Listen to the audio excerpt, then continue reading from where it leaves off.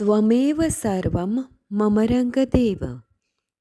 દત્ત ભાગવતનું બિરુદ પામેલ શ્રી રંગ અવધૂત શ્રી વિરચિત શ્રી ગુરુલીલામૃત ગ્રંથ આવાગમનના ફેરામાંથી મુક્ત કરાવે છે. જાણે બ્રહ્મરસાસ્વાદે ભર્યો નર્યો ગ્રંથ સાધ્યંત. આ વરદ અને ઔપાસનિક ગ્રંથને રંગબાળ શ્રી જગદીશાનંદજીએ સરળ અને સંક્ષિપ્ત ગદ્ય લેખન રૂપે વર્ષના દરેક દિવસ માટે એક પેજ તેમ 364 પેજમાં આ શ્રીરંગ બ્રહ્મરસાસ્વાદનું સર્વને રસપાન કરાવ્યું છે. તે ક્રમમાં દરરોજ શ્રવણ કરીએ. દત્તબાવનીના ગાન પછી આ એક પેજનું પઠન કરવું શ્રેયસ્કર છે. સપ્તાહ 5 ગુરુવાર. અલગજી કહે છે, હે નિરંજન, જોયું ને, માટે જ જીવનમાં શરીરની સહેજ વ્યાધિ રોગ જણાતા તેનો મૂળથી જ ઈલાજ કરવાથી ભાવિમાં થતી પીડામાંથી બચી જવાય. અગ્નિને પણ શાંત કરવો જ જોઈએ. સહેજ તણખો પ્રજ્વલિત રહી જતા પવન લાગતા એક જ અગ્નિનો અંગારો બધું જ ધ્વંસ કરી નાખે છે. શત્રુને પણ કાયર ન ગણવો. સામદામ દંડભેદની નીતિને સમજીને તેને પરાજિત તો કરવો જ, જેથી ભાવિમાં ગમે તે ભોગે ઊભો થઈને આપણા જીવનને પાયમાલ ન કરે. એવી રીતે ઋણ દેવું પણ સત્યનાશ કરે છે. માટે જ જ્ઞાનીએ ઉપર કહ્યા તે સર્વે ઋણમાંથી ચેતીને ચાલવું જોઈએ. રાજકુમાર મદાલસાના વિરહમાં રાજપાટ ભોગવિલાસ ત્યજીને વાનપ્રસ્થ થઈને વનમાં વિહાર કરતા પાતાલલોકના નાગરાજ અશ્વતરના બંને નાગપુત્રોનો મિલાપ થયો. દરરોજ આખો દિન રાજકુમારો સાથે વિતાવે, સાંજે ચાલ્યા જાય. એક દિન રાજકુમારની કાયમની વિરહ વેદનાને અસહ્ય જોતા તેની દુઃખદાયક જીવનની અતિ દારૂણ કહાની સંભળાવી. કપટી દાનવની કપટ લીલાથી મદાલસાનો અગ્નિ પ્રવેશ, મદાલસા વિના અન્ય સ્ત્રી સાથે જીવન નિર્વાહ નહીં કરવાનો સંકલ્પ સૂણતા પોતાના મિત્રની પત્ની વગરની વિરહ દશા જોતા આ નાગપુત્રો પણ ઉદાસ થયા. પોતાનો પ્રિય મિત્રને દુઃખી જોતા તેના દુઃખે તેના સંગી મિત્રો જો દુઃખી ન થાય અથવા તો પોતાના પ્રિય મિત્રના દુઃખનું નિવારણ કરવા માટે યોગ્ય ઉપાયો, યોગ્ય મદદ ન કરે તે મિત્ર ન કહેવાય. મિત્રે મિત્રનું કોઈ પણ અશક્ય કામ હોય તો તેને કરવું જ જોઈએ. તે શાસ્ત્રના વિધાન પ્રમાણે નાગસૂતો પાતાલલોકમાં નિત્ય ઉદાસ રહેવા લાગ્યા.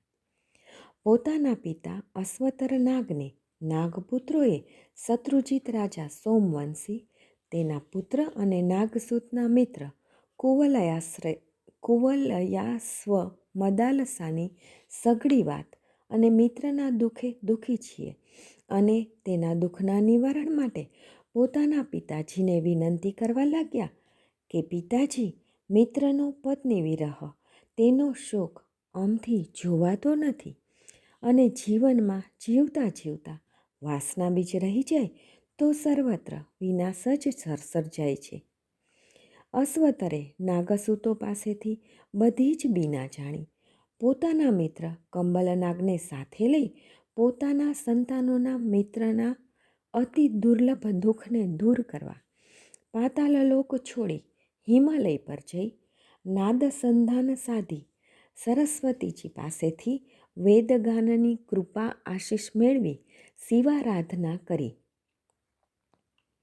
શિવજી પાસેથી મદાલસાના પુનર્જન્મ માટે વર પામી શિવજીની આજ્ઞા પ્રમાણે શ્રાદ્ધ કર્મ વિધિ કરી પિંડ પ્રાશન કરાવી મધ્ય પિંડ પોતાની પત્નીને આરોગાવી શિવજીનું ધ્યાન ધરતા ધરતા નાગરાજની પત્નીના શ્વસન માર્ગે એક તેજપુંજ સ્થૂળ તન, એ જ રૂપ, એ જ ધ્વનિ, એ જ વર્ણગુણ અંગુષ્ઠાકારે નવસર્જન થયું.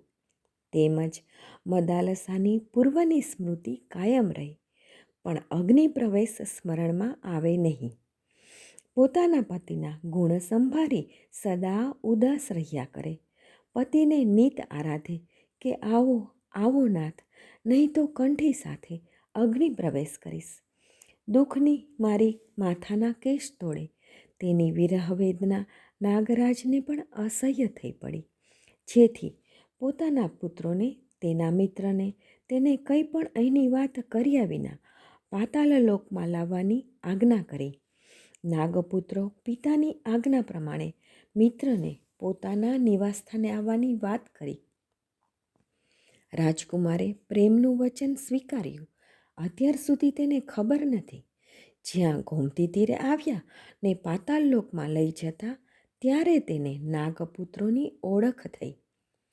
પાતાળ લોકે જતાં જ નાગરાજ રાજકુમારને જોતાં જ પ્રસન્ન થઈ ગયા, કારણ કે પોતાના પુત્રોએ જે વર્ણન કર્યું હતું તેવો જ અતિ ધાર્મિક પવિત્ર રાજકુમાર જોઈને આશીષ પાઠવ્યા. રાજકુમારને કંઈ વરદાન માંગવાનું કહ્યું. જાણી ઇંગિત એહનું વદે નાગસુત ધન્ય, મદાલ સાવીણ તાત હે ના ઈચ્છે તે અન્ય. શ્રી ગુરુ લીલામૃત અધ્યાય 30 દોહરો 85.